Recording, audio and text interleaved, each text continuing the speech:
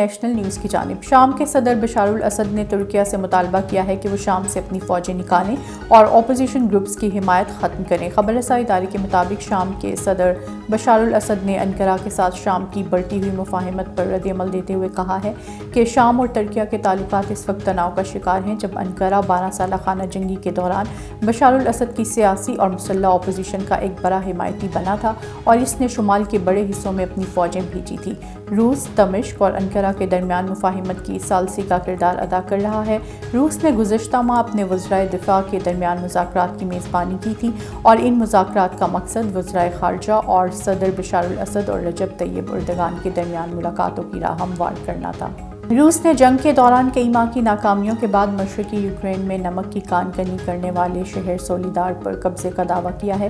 فرانسیسی خبر رساں ادارے کے مطابق دونوں ویکینڈ کو سولیدار شہر میں شدید نقصان اٹھانا پڑا ہے۔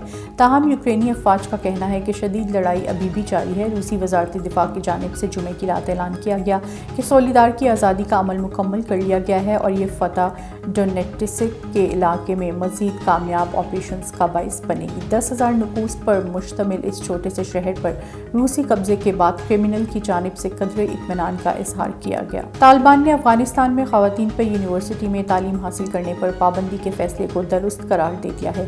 طالبان کے نائب ترجمان بلال کریمی نے عرب میڈیا کو انٹرویو میں کہا کہ طالبان نے خواتین کو وہ حقوق دیے ہیں جو انہیں ماضی میں نہیں ملے تھے۔ یونیورسٹی میں خواتین کی تعلیم پر پابندی کا فیصلہ درست ہے۔ افغانستان میں تعلیم اور ترقی کو شریعت کے مطابق ترتیب دینا تحریک کا فرض ہے۔ یاد رہے کہ طالبان نے گزشتہ ماہ افغانستان میں خواتین کے لیے یونیورسٹی کی تعلیم پر غیر معینہ مدت کے لیے پابندی عائد کر دی تھی اور اس فیصلے پر عالمی برادری کی جانب سے شدید تنقید کی گئی تھی۔